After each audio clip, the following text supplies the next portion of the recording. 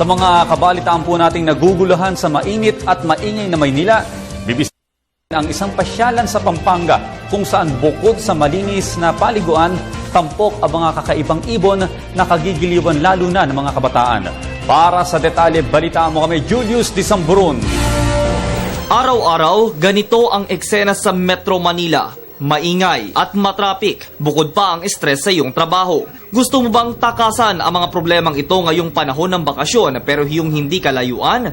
Mayroong sagot dyan. Bakit hindi tunguhin ang isang aviary sa Pampanga? Sa halos 2 oras lang, mararating mo na ang malaparaisong ganda ng lugar. Kung gusto mong magtampisaw, may 2 swimming pool na makikita dito, para sa bata at para sa matanda.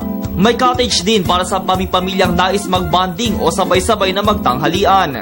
Pero hindi gaya ng ibang resort, tila matutuwa dito ang mga nature and animal lovers dahil makikita nila ang iba't ibang uri ng ibon. Ilan lamang dito ang lovebirds, parrot at greenwing macaw. Aba, ang isang ito nakakita lang ng kamera, nahiya na. Naabutan namin ang ilan sa ating mga first time mamasyal dito. First time po, kasi naririnig ko na dati itong aviary. Naririnig ko na po ito, kaso hindi ko pa alam kung ano ang nakikita dito. Kung bakit tinawag na aviary. Kasi dito sa Natividad, may field view din po.